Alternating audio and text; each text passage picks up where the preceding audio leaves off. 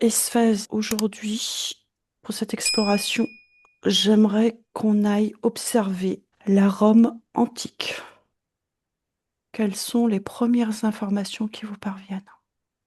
C'est marrant parce que la Rome antique, moi, j'ai eu la Rome comme le truc qu'on sent, tu vois, l'odeur. Tu veux pas? C'est comme si j'étais au niveau du sol et que je voyais toute une ébullition de gens, de chariots, quelque chose d'assez relié à la terre et il y a beaucoup d'énergie, de mouvement. Pour l'instant, je suis vraiment au niveau presque des pas et des gens sur la terre et tous ces chocs qu'ils font. Tous ces Et bruits, ça me parle, ouais, ça me parle beaucoup de vie, de puissance de vie reliée à la terre. c'est la civilisation que tu regardes. C'est à Ouais, ouais, l'intérieur de la ville. ouais. Ok. Sphèse? Alors moi aussi, ça me parlait des civilisations. Ça a brouillé beaucoup en bas. Mais après, quand tu parles de Rome antique, la Rome, elle était grande, quoi. Donc, je ne sais pas où aller. Alors, on va se focaliser sur la ville de Rome. Ok. Alors, dans cette ville de Rome, j'aimerais que vous alliez vous positionner à sa fondation. Comment a été fondée la ville de Rome? Ça me parle de nomades qui se sont installés là en attendant de continuer leur chemin. La route de la soie, elle passait par là et ils se sont posés là. Je sens de la fatigue, de la poursuite, besoin de se reposer. Ok, donc ce sont des nomades. Elisabeth, J'ai pas de réponse spécifique à ça, si ce n'est que j'ai depuis tout à l'heure l'énergie justement de fondation, d'ouvrage. Je vois des gens qui tapent le fer. On construit vraiment quelque chose. Et je voyais comme s'il y avait une espèce d'éclair d'énergie qui venait frapper un point stratégique dans le sol, donc là où va être fondée Rome, comme si ça condensait vraiment une énergie hyper forte et que ça rassemblait les gens là. est-ce que tu peux observer ce point de condensation d'énergie dans le sol? Sphèse, est-ce que tu peux regarder aussi de loin ce point d'ancrage de Rome dans la terre, à sa création, ce point qui a été choisi pour la création de Rome? Quelle énergie se déploie? Vous restez toujours sur cette période de la Rome antique à sa création, pas maintenant.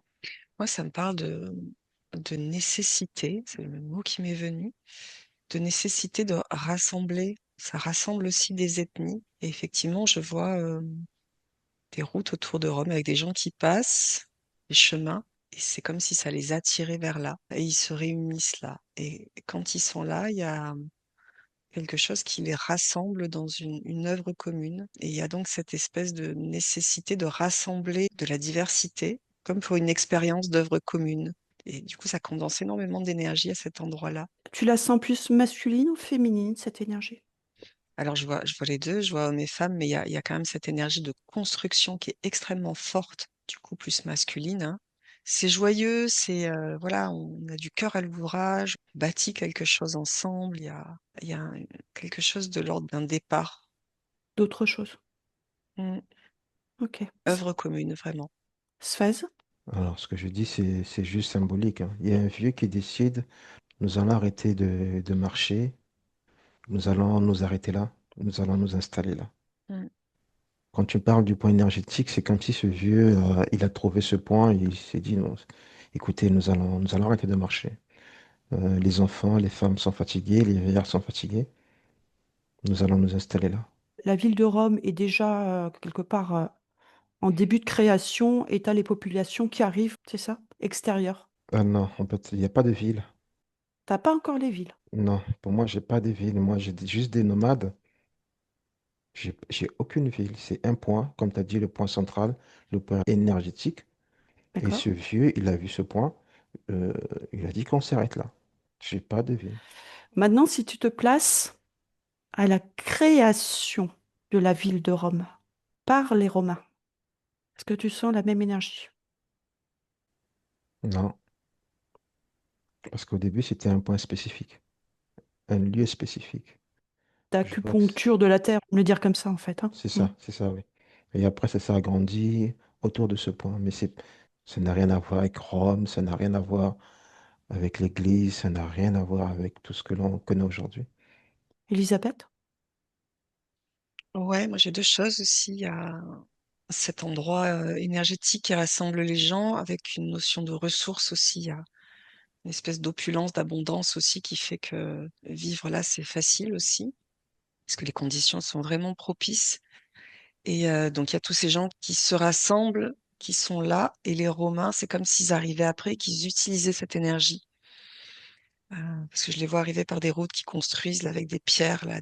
Et il y a comme cette volonté des Romains en avançant de construire des villes avec là on a quand même une notion plus de pouvoir, de structuration qui va rencontrer tous ces gens qui sont là et qui progressivement va infiltrer, construire une forme quand même de pouvoir de l'Empire romain. Mais au départ, il y a deux volontés un peu différentes. Ça va se faire progressivement. Alors on va rentrer un peu plus dans le vif du sujet. La création de la ville de Rome, puisqu'on ne sait pas vraiment qui a créé cette ville, tout est basé sur le mythe de Romulus et Rémus. Quand je vous parle du mythe de Romulus et Rémus, est-ce que c'est juste ou pas? Non, non, non, non, pour moi, c'est pas bon. Est-ce que ce ne sont pas des architectes? Alors, Alors, est-ce que tu connais le mythe ou pas? je connais pas le mythe, mais Ah, ok, moi, super. ça me dit des populations se sont installées là, expulsées par Ouais. besoin. Ce qu'Isabelle disait, c'est ça, ils se sont expulsés, les chemins se sont croisés, les chemins se sont agrandis, il y a eu des constructions, après il y a eu une structuration. Donc jusqu'à la structuration, ça va, mais au fur et à mesure que la ville s'agrandissait, il fallait mieux l'organiser.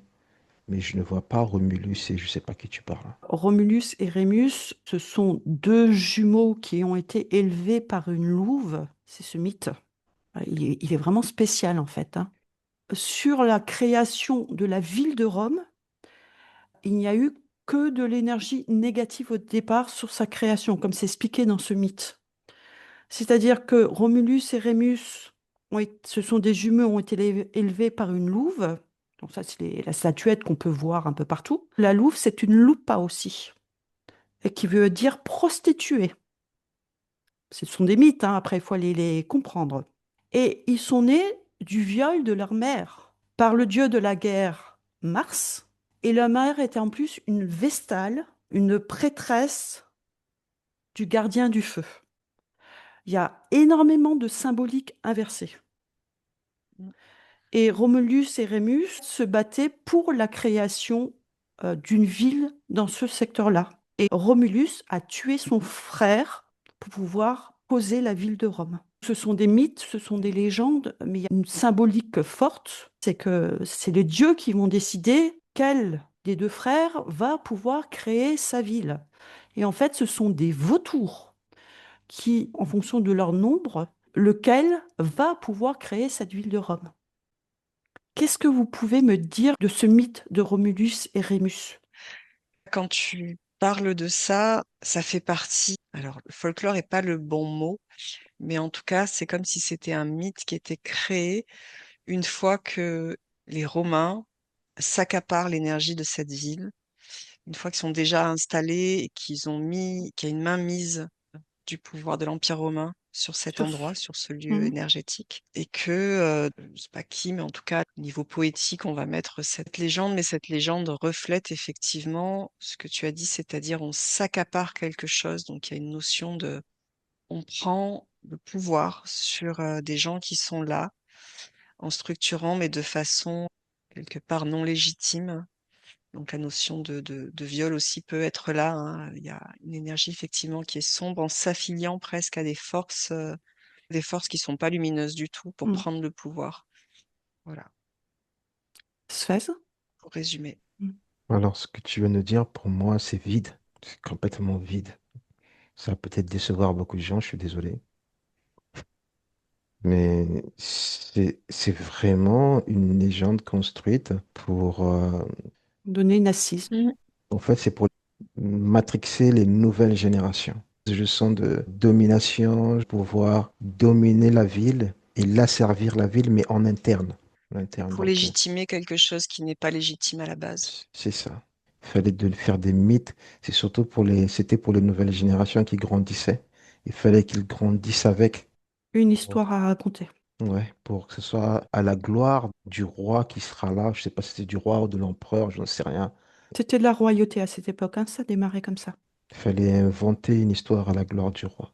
Quand as parlé de l'enfant élevé par une Mm. louve, ça m'a dit non, complètement non. Après, quand tu as parlé que la louve était aussi Loupa s'est le prostituée. passe Mm. prostituée, alors là, par contre, ça a tiqué un peu. Il y avait quelque chose d'intéressant. Le rapport des prostituées à cette époque, ça m'a tiqué un peu. Il y a quelque chose qui était, je vais pas Oh. dire juste, mais il y avait une grande relation. Et moi, quand tu parlais de Rémus et Romulus, je voyais ces enfants qui tétaient. Donc, en fait, je les voyais aspirer une énergie comme si cette louve, elle symbolisait aussi ce qu'il y avait au départ dans ce lieu, qui était relié de façon vertueuse et équilibrée aux énergies de la terre, du ciel. Nous, on dirait des mythes païens, tu vois. Il y avait quelque chose de très beau et qui a été aspiré, sucé, tété par ce pouvoir qui se met dessus, qui s'accroche à cette tétine. Tu vois, il y a vraiment quelque chose de ça. Et maintenant, j'aimerais que vous alliez observer vraiment tout au début les fondations de cette ville d'un point de vue déjà physique.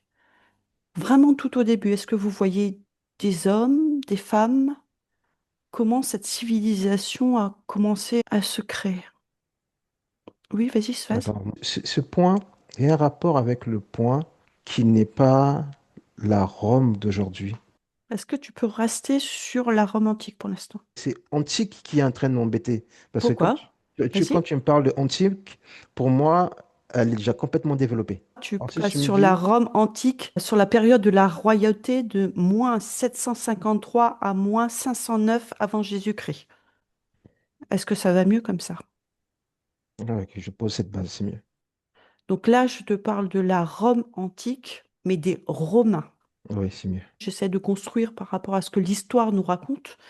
Donc forcément, quand on arrive un petit peu en discorde, c'est que l'histoire n'est pas tout à fait juste.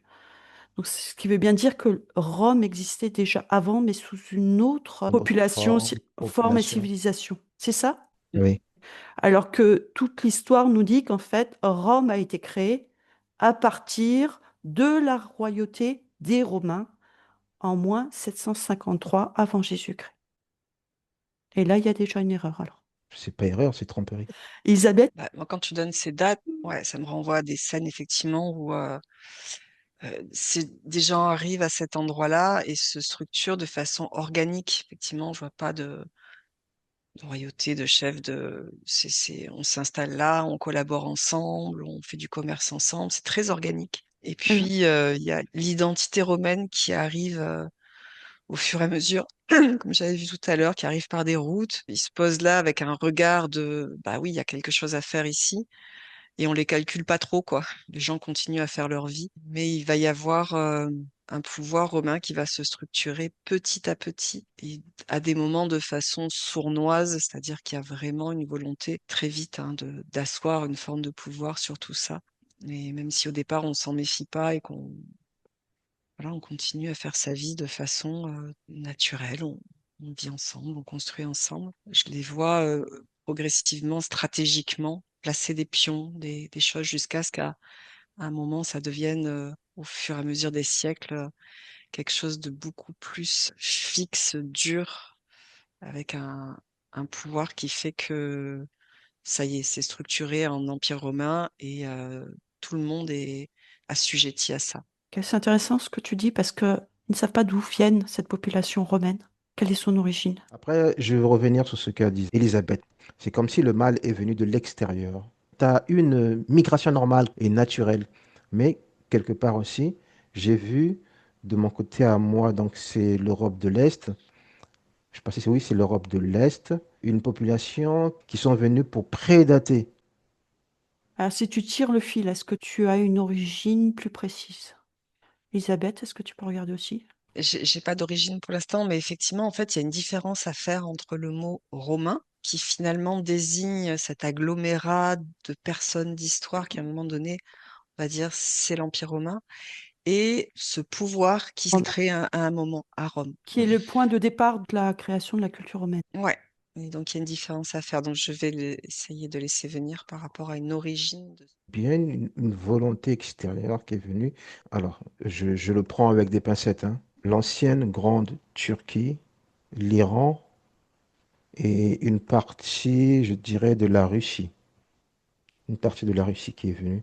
Petit à petit, ils ont gratté, petit à petit. Ils sont venus pour avoir la main mise sur cette ville parce que c'était un grand carrefour. C'était un grand carrefour de passage qui permettait une expansion vers l'Europe de l'Est. Déjà à l'époque, il y avait des jeux politiques, hein. Bah, Oui, c'est ce que je perçois, ouais. Ah. c'était déjà malsain déjà. On va repartir sur les trois que tu m'as donnés. La Turquie, est-ce que Ouais. ça vibre? Alors moi, ça me parle plus de l'Iran. L'Iran, ça vibre? Toi, Elisabeth, Bah, moi, j'avais ça le mot, résonne ou mais pas? ça n'existait pas à ce moment-là, mais Oui, j'ai quand c'est même le mot germanique, donc je ne sais pas.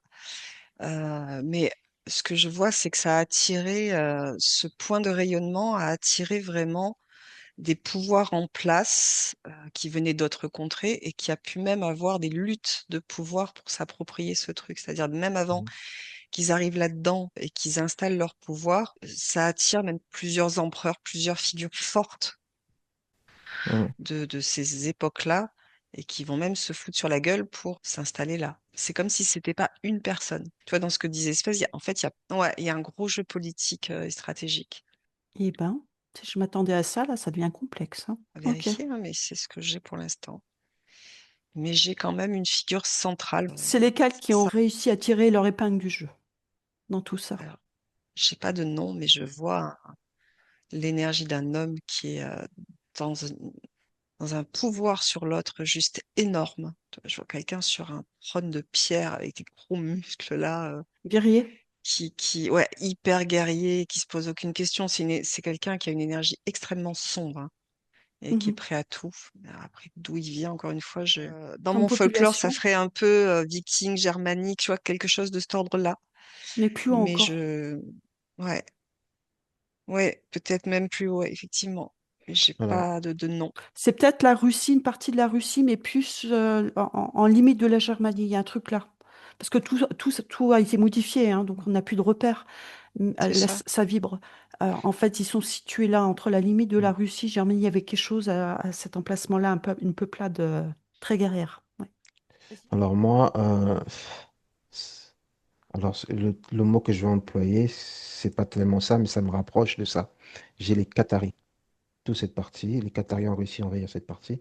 Et après, il y a les Germains de l'autre côté qui sont descendus, qui se sont battus pour récupérer Rome. Mais Rome était déjà structurée. Donc il y a déjà eu des batailles, il y a déjà eu des combats, il y a déjà eu des guerres avant que Rome ne soit Rome. Le point que je cherche, c'est là qu'il y a eu vraiment la bascule, où à un moment donné, il y a eu la mainmise. C'est-à-dire qu'après cette mainmise, l'Empire romain a commencé à s'installer avec l'expansion. Les Germains et les Russes. Il y a quelque chose à cet endroit-là, hein. Les Germains et les Russes. Les Qataris ont été battus, évacués. Alors, c'est pas tellement les Qataris, hein, j'arrive pas à Oui, oui, trouver oui, le oui, mot. parce que c'était pas les mêmes peuplades à l'époque. Oui, mais c'est très proche des Qataris. C'est Alors, très on proche. l'utilise avec nos mots maintenant, mais les Mhm. peuplades n'étaient pas les mêmes à l'époque, hein. Et là, Ouais, je ne suis pas historienne, donc ça va être compliqué de poursuivre. Mais ouais. ça permet de nous donner l'endroit géographique de cette peuplade-là. Aujourd'hui, c'est pas forcément ce qui m'intéresse. C'est de Mhm. comprendre comment tout Mais ça a c'est pu se très mettre en complexe en place. fait, parce Mhm. que c'est une époque, ce que je vois, c'est que c'est une époque où il y a énormément de mouvements de population et que pour situer avant cette fondation de Rome, le nombre de peuplades qui se déplacent, qui se guerroient, qui prennent des places, qui redistribuent des empires géographiques, politiques, enfin, ça bouge dans tous les sens et à un moment donné, effectivement, il va y avoir issu de tous ces mouvements, un Voilà, un chef chef. qui va structurer Rome sur un endroit où effectivement c'est déjà très vivant, très structuré à leur manière, mais il va infiltrer ce pouvoir et sécuriser toutes les frontières. Et là, ça va stabiliser tout autour tous ces mouvements de déplacement de population. Et ouais, Suez? donc c'est très complexe, hein. En fait, j'ai compris. Rome était un point très stratégique parce qu'ils pouvaient attaquer grâce à la mer. Et ils ont infiltré en venant par la mer. C'est à ce moment-là qu'ils sont pu s'installer.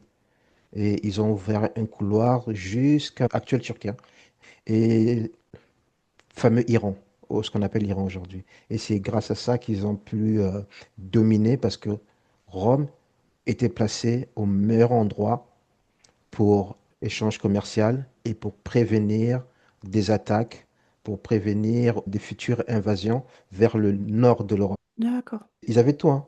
Donc de Rome, tu peux facilement décaler en Égypte, l'actuelle Égypte, on va dire, hein, mais à l'époque, il y avait un autre nom. Ils pouvaient facilement faire des replis de l'autre côté de la mer et se mettre en toute sécurité. Ah ouais, ce pouvoir a vraiment Mm. utilisé toutes les ressources qui étaient là, y compris toutes ces peuplades qui étaient arrivées là et qui s'étaient installées. Ils avaient déjà créé des échanges commerciaux avec plein d'endroits autour. Et donc, ils ont vraiment profité de tout ça, quoi. Je vous pose ma question suivante. Je repars toujours de la mythologie et de ce qu'on a écrit effectivement sur cette période, hein. Donc vous avez tout à fait le droit de la remettre en question. Lors de la création de la ville de Rome, donc par cette royauté entre moins 753 à moins 509 avant Jésus-Christ, il est dit que la civilisation qui s'est mise en place dans la ville de Rome était à 90% des hommes. Il n'y avait pas de femmes. Donc ces guerriers, tous ces hommes sont arrivés dans cette nouvelle ville de Rome. Pour que cette nouvelle Rome puisse s'expanser, il fallait des femmes. Et donc on parle des femmes qui ont été capturées par ces Romains pour devenir leur épouse de force, pour que les femmes puissent amener la nouvelle génération dans cette nouvelle culture. Suez. Alors, il y a deux points. Que Rome était composé à 90% d'hommes. Ça me dit non. Il y avait bien des femmes, mais il n'y en avait pas pour tout le monde. Le besoin d'expansion demande des besoins humains. Et comme c'était des projets qui faisaient sur des longs termes, sur plusieurs Mhm. années, il fallait bien qu'ils aient de la ressource humaine. Je ne l'avais pas vu comme ça. C'est d'une Ah. simplicité. Il se fallait bien qu'ils soient romains d'origine pour qu'ils soient asservis à la royauté de Rome. Ils étaient parano. Si une personne vient de l'extérieur, elle peut trahir Rome. Il faudrait que qu'ils soient tous originaires de Rome. Et c'est par Après, les femmes. et c'est par les femmes. Et après, il y a un point qui était aussi un point que je trouve logique, c'est que Rome a accumulé beaucoup de mercenaires. Et bien, ces mercenaires, si vous êtes 10 dans une case, il n'y a pas de femmes, on sait comment ça se C'est termine. compliqué. Donc, ils prenaient à l'expansion, ils tuaient les hommes, et ils prenaient les femmes et les enfants. Mais il n'y a pas Ouais. que ça. Donc, c'est ce qu'on a appelé le viol des Sabines, des femmes de ce peuple des Sabins. A priori, ces femmes-là, c'était pour la noblesse qui était en train de s'installer, les dirigeants. Les femmes romaines, les pures romaines, étaient pour les dirigeants. Elles étaient toutes vierges, hein, celles C'est qui ont ça, été choisies, hein. que pour les dirigeants. Vas-y, Elisabeth, je t'en prie. Donc moi, avant même que tu déroules ta question, j'ai effectivement vu euh, quelqu'un qui représente ce pouvoir-là, qui arrive à Rome et qui choisit sciemment de violer une femme qui...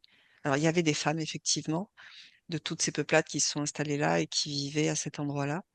Et il choisit une femme qui a un certain rang déjà, mais voilà, ça se passe bien entre eux, il n'y a pas de...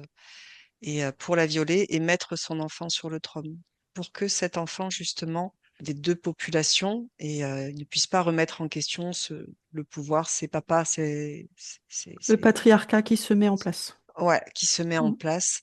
Donc je vois vraiment cette énergie de viol. Tous ces combattants, tous ces militaires, tous ces mercenaires qui là arrivent et quand même il y a une notion de saccage. On prend les femmes de force qui sont là. pour établir notre pouvoir. Et progressivement, je vois la vie qu'il y avait là, qui était quand même une énergie assez lumineuse. Je vois comme une nappe sombre qui se met dessus et ce pouvoir qui s'infiltre par la force et la domination des femmes. Et on fait des enfants et progressivement, on installe ce pouvoir. Mais c'est assez sombre, ouais. La domination et de la soumission. Alors, je voudrais que vous alliez observer ce peuple des Sabins qui habite dans la région montagneuse d'Italie et qui était là bien avant ces invasions et la création de cette nouvelle Rome, ville de Rome. Comment vivaient-ils ces Sabins? Ce qui compose la ville de Rome avant cette mainmise de ce pouvoir, il y a un mélange entre ces gens qui étaient sur la route et qui se sont installés, qui ont construit au fur et à mesure, et ce peuple que tu appelles Sabin, qui vient des montagnes autour et des régions Ouais. autour. Et on va commercer et on va se mélanger tranquillement. Donc il y a un mélange. J'ai pas que ces personnes-là, effectivement. Il y a déjà ce métissage. Alors, moi, je parle en fait des faits historiques. Est-ce que effectivement ces dirigeants de la Nouvelle Rome sont allés chercher uniquement des femmes sabines ou ça, c'est aussi juste un mythe, une Mythe. déformation historique? Ils ont pris tout ce qui, Tout ce qu'ils pouvaient, Tout ce, ouais. ouais, tout ce qui tout pouvait, ce qui tout ce qui pouvait. bougeait et qui Alors, était vierge. Je ouais, parle de la noblesse là, mais pour la descendance après, après. après, effectivement, pour asseoir des enfants sur le trône, Trône. ils ont choisi des personnes qui avaient déjà une certaine légitimité. Pas de royauté, parce que ça fonctionnait pas comme ça, hein, mais voilà, qui était déjà dans un rang Respect. un peu plus élevé. Il Voilà. y avait Ouais. un On, respect en pr- fait. on prend la fille du Mm. chef du village, aussi la femme du chef du village. Elle portait les enfants des nobles de Rome. Un endroit appartenant maintenant à Rome, quoi. Alors, je rebondis dans cette civilisation romaine qui s'installe avec ses principes, ses lois, comment il faut faire, énormément de choses qui se posent. J'aimerais que vous alliez observer la place de la femme. Maintenant que c'est structuré, qu'il y a bien des femmes, et que vous regardiez plus la noblesse. Question, moi, ce que je voyais aussi, c'est qu'il y avait une espèce de cour, tu vois, comme on a pu avoir des cours sous Louis XVI ou Louis XIV, Mhm, et que ça attirait aussi des femmes en quête d'avoir une certaine place qui venaient se faire courtiser pour acquérir une place. C'était pas forcément très lumineux non plus, hein. mhm. Ce que je ressens, c'est qu'il y a aussi tout un jeu de pouvoir séduction qui se crée au fur et à mesure pour que du coup, la femme ayant perdu une place plus noble, euh, c'est-à-dire j'ai juste le droit d'être une femme et de vivre paisiblement dans une hiérarchie qui me respecte, elle allait être obligée de ruser, de se servir de ses pouvoirs de séduction pour avoir une place. Parce que la place de la femme, en fait, dans cette civilisation romaine, on parle plus de la femme comme une personne. Son rôle dans cette Mm. civilisation, c'est faire des enfants. C'est son devoir. Il y avait des femmes qui étaient là que pour faire des enfants. Il y en avait. Ça, je le ressens. Mais D'accord? il y avait aussi celles qui venaient chercher leur place. Celles qui se battaient pour avoir une place et s'installer et vivre dignement. Par contre, je ressens aussi qu'il y avait des femmes faites pour de la politique. Et ça, Mm. c'était les femmes, comme on dirait aujourd'hui, espions manipulatrices. Ouais, c'est ce que je voyais. Mm. Séductrice. C'est ça. Mm. Plus que tu es haut, socialement bien installé, très haut, plus que Oui. tu rentres dans les magouilles de la politique. Donc, par exemple, un conseiller du roi, sa femme est une manipulatrice. Elle va prendre des informations chez les autres conseillers. Ça, ce sont plus des femmes qui vont avoir des enfants. Ce ne sont pas des femmes faites pour des enfants. Ce sont des femmes faites pour manipuler. Et donc, Elles sont rentrées, en fait, dans le jeu politique c'est ça. civilisationnel. Et OK. le roi de l'époque en avait beaucoup.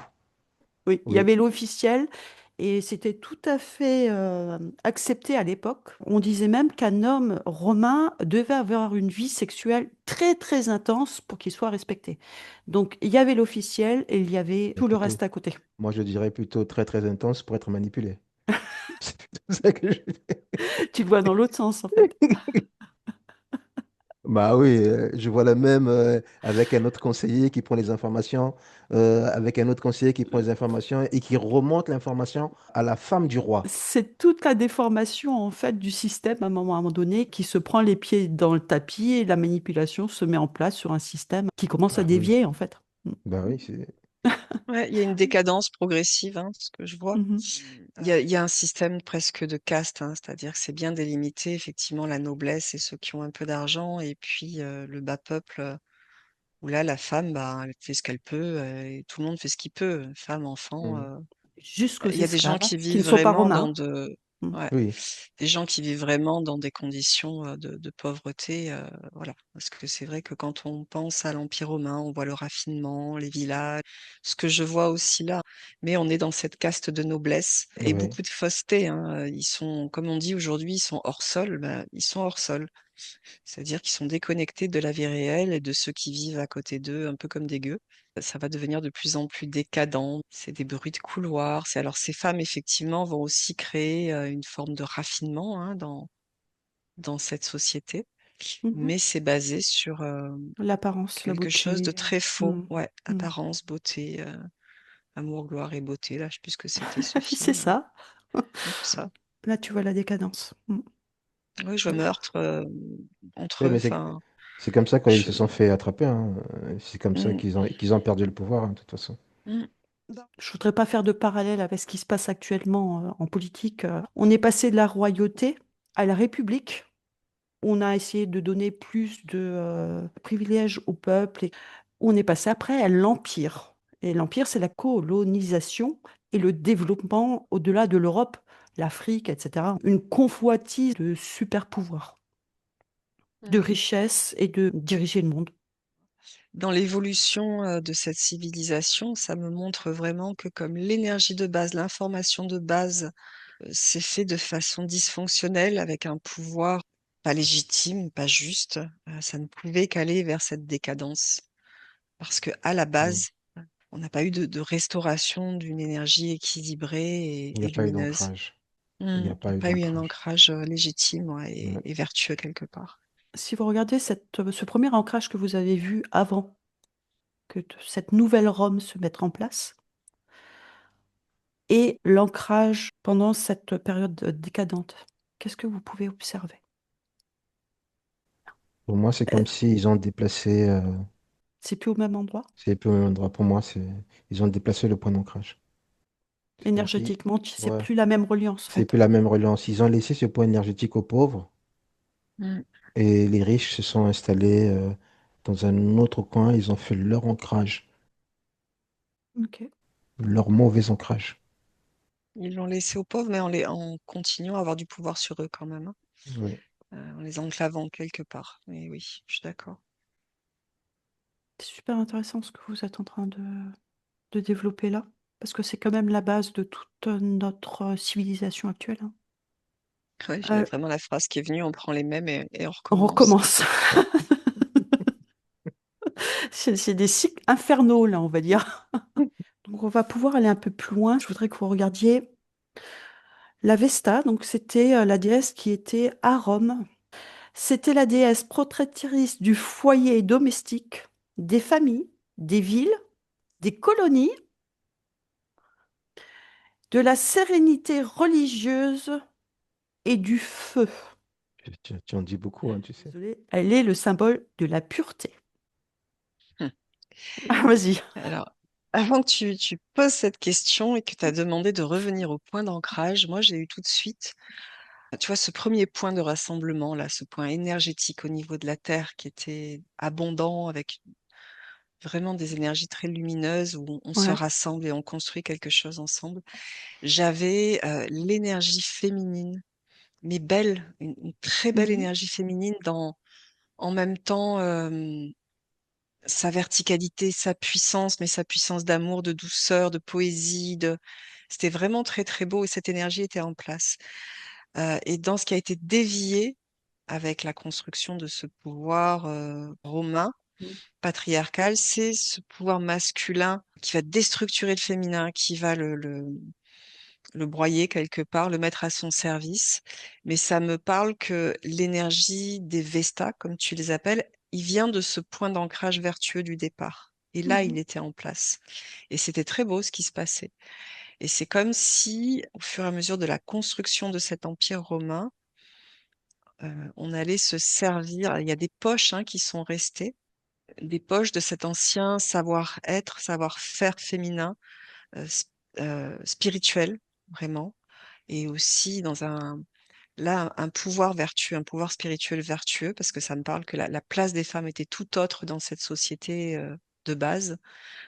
Donc il y a des poches qui vont perdurer dans la construction de cet empire romain, mais globalement quand même, les Romains vont asservir les femmes et vont, comment dire, cloisonner le pouvoir de ces femmes à la définition que tu viens de donner.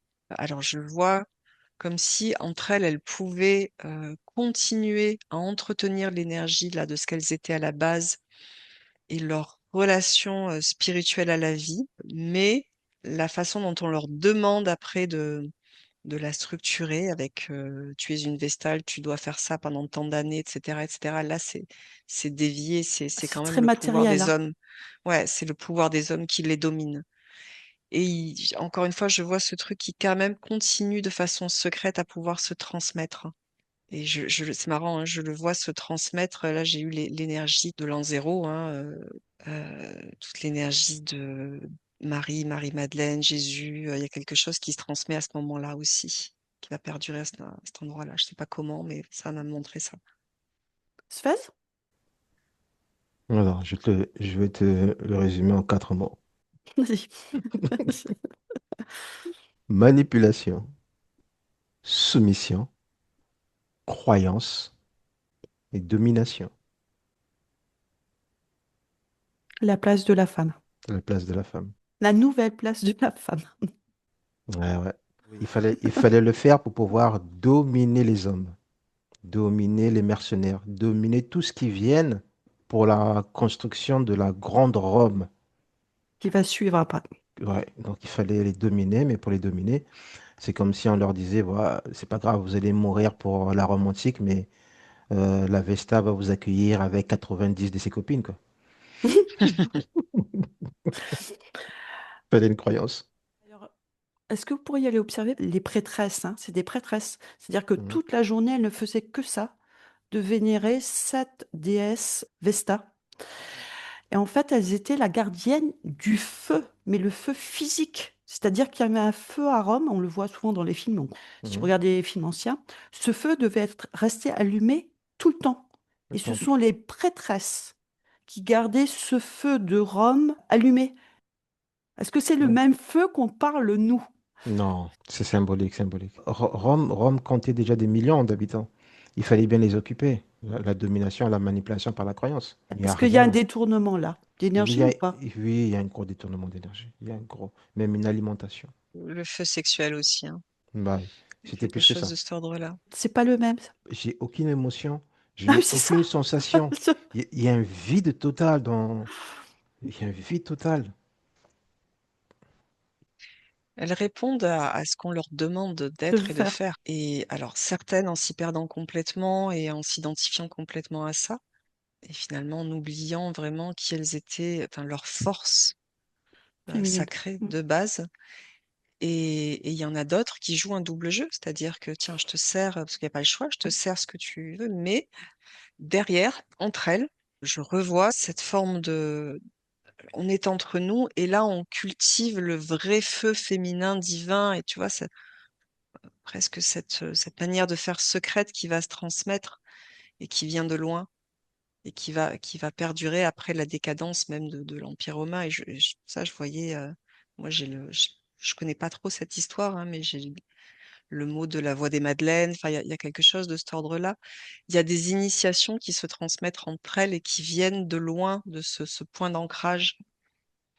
Mais il y a quand même oui, ce truc de domination, soumission, et puis on nous soumet donc pour garder un pouvoir de survie, on soumet aussi et on rentre dans les règles du jeu. Il n'y a pas le choix. On soumet Et certaines, l'énergie féminine et on soumet l'homme également ouais, par un par la mécanisme. séduction, ouais. Voilà. Ça va très bien avec cette histoire de Rémus et Romulus, de prostitution, Le mythe, il est très limité, résumé, donc, mais ce n'est pas que la création de Rome, c'est quelque part la mise en place et comment cette énergie-là s'est déployée dans la nouvelle Rome Mm. Il y a, un décadente. il y a un truc qui, excusez-moi, je veux un peu revenir sur le mot prostitution.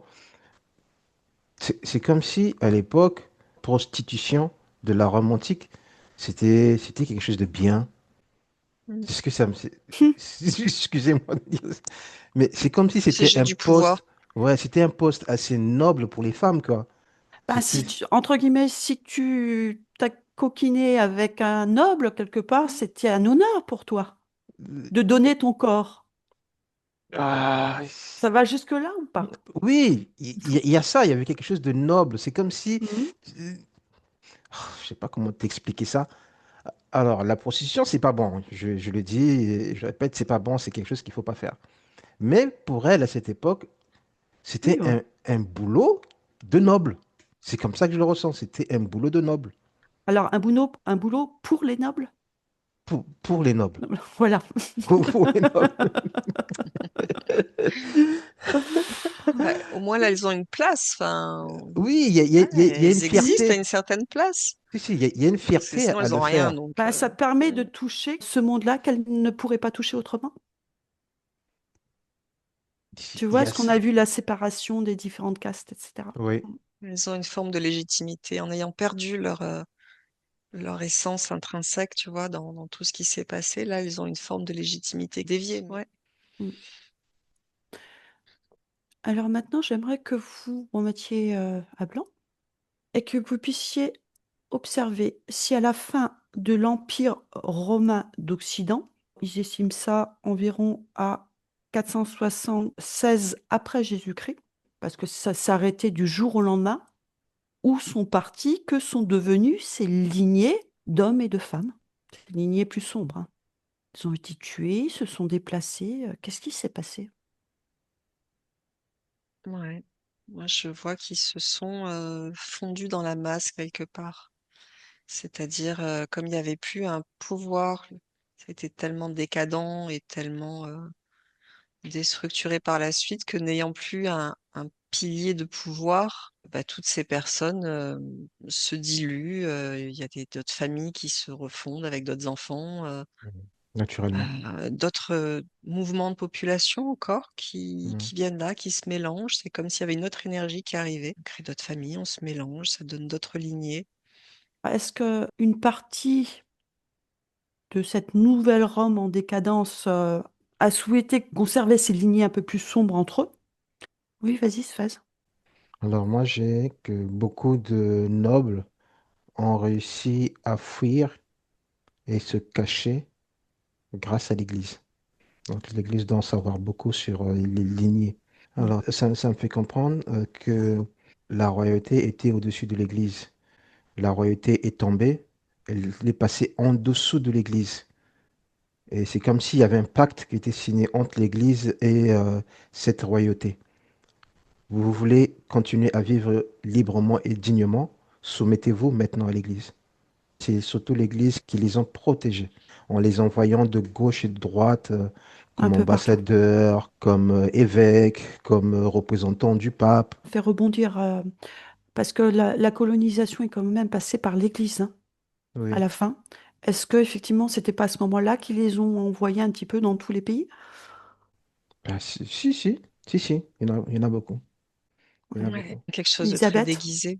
Il y a effectivement tout ce qui se fond dans ces voilà, vie qui reprend et puis d'autres populations, d'autres familles.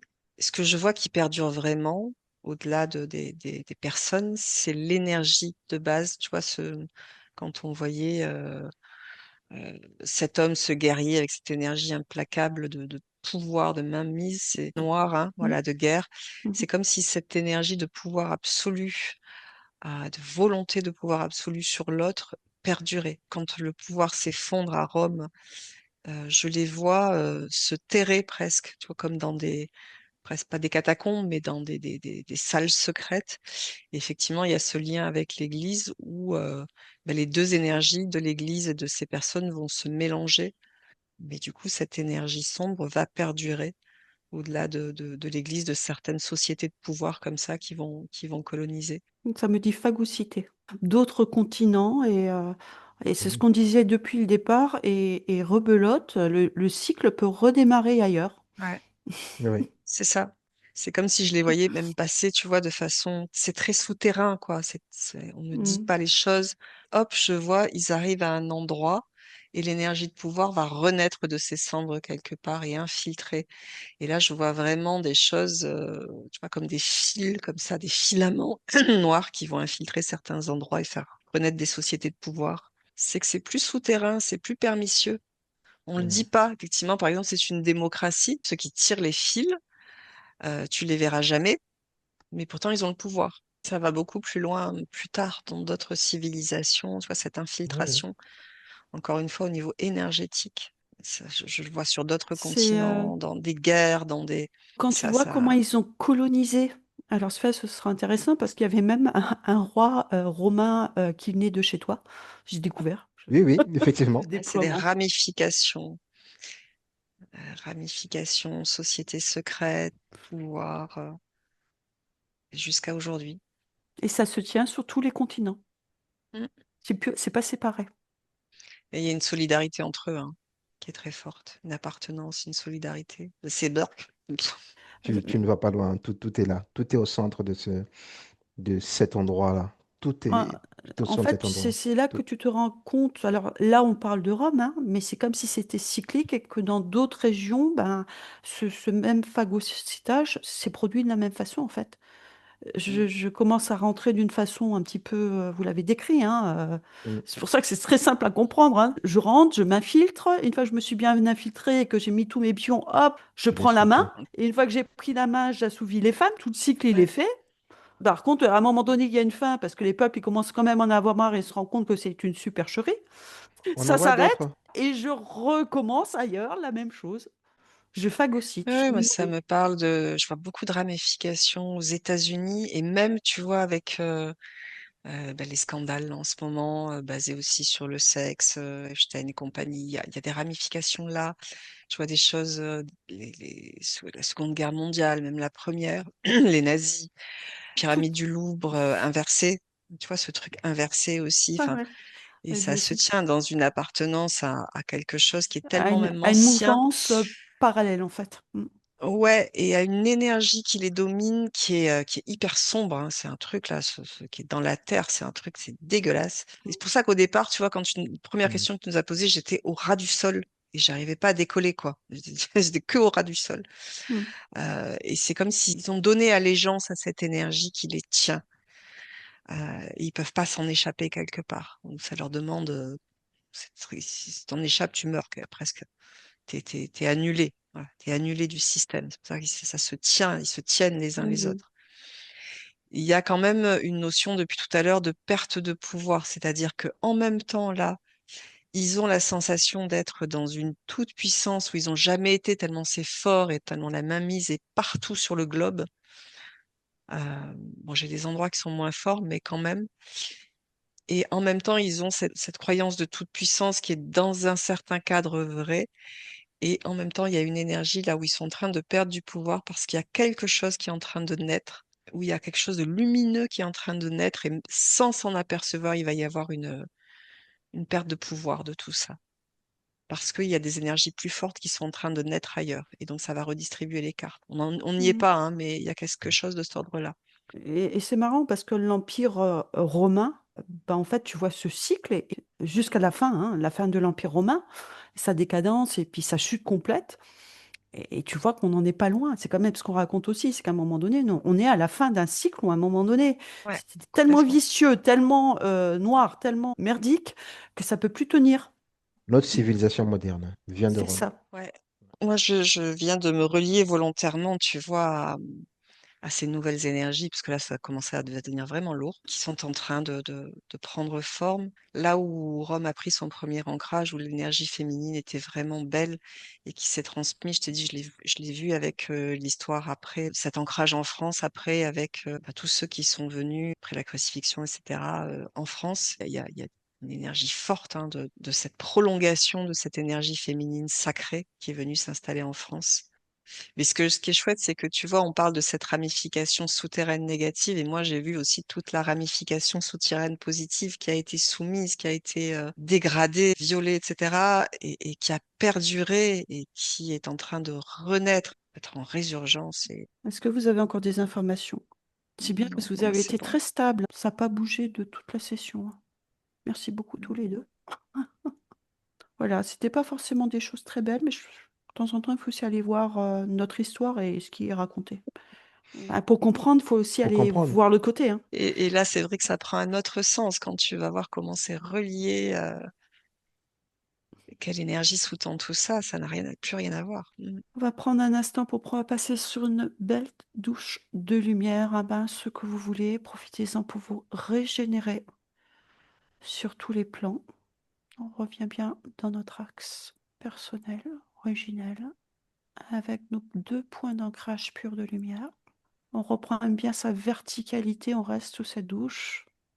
On fait le processus sous la douche, verticalité, centrage, expansion dans l'être authentique de pure lumière que nous sommes. Et on dissout tout ce qui n'a rien à faire dans ces énergies. C'est bon?